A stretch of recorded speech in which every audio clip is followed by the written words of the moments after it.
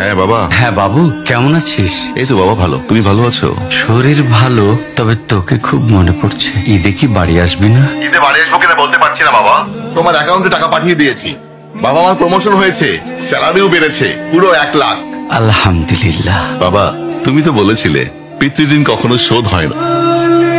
তুমি 26 বছরে আমার পিছনে যত টাকা খরচ করেছো, তুমি কি জানো আগামী 5 বছরে সেই টাকা তোমায় ফিরিয়ে দিতে পারবো। আমার এখন স্যালারি মাসে 1 লক্ষ টাকা বাবা। ও এই কথা, তাহলে শোন, তোকে একটা গল্প বলি। বলো বাবা। তোর বয়স যখন 4, তখন আমার বেতন 3000 টাকা। 1200 টাকা ঘর ভাড়া দিয়ে 1800 টাকায় চলে সংসার। আমি আমার সাধ্যমতো সারা জীবন চেষ্টা করেছি তোর মাকে সুখী করতে, প্রতি ঈদে কোরবানি দিতে। তোকে যেবার প্রথম স্কুলে ভর্তি করালাম, সেবারই প্রথম আমরা আমাদের কোরবানি দিতে পারিনি।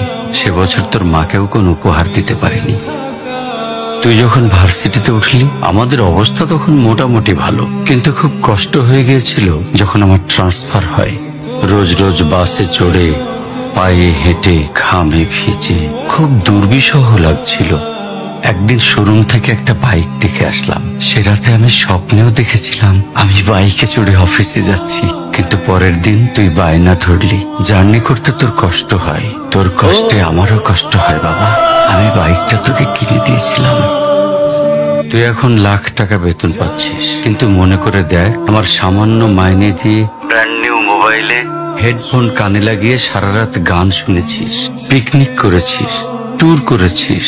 তোর প্রতিটা দিন ছিল স্বপ্নের মতন। আর তোর টাকা নিয়ে আমি এখন হার্টের বাইপাস করাই, ডায়াবেটিক মাপাই। জানিস বাবা, আমার মাছ খাওয়া নিষেধ, মাংস খাওয়া নিষেধ। কি করে এত টাকা খরচ করি বল? তোর টাকা নিয়ে তাই আমি কল্পনার হাট বসাই। সেই হাটে আমি বাইক চালিয়ে সারা শহর ঘুরে বেড়াই, বন্ধুদের নিয়ে সিনেমা দেখতে যাই, তোর মার হাত ধরে চাঁদনি পশরে সেন্ট মার্টিনের বালুচরে হেঁটে বেড়াই। চুপ করো বাবা প্লিজ, আমি তোমার কাছে চলে আসবো। তোমার টাকা না, আমি তোমার ভালোবাসা তোমায় ফিরিয়ে দিব বাবা।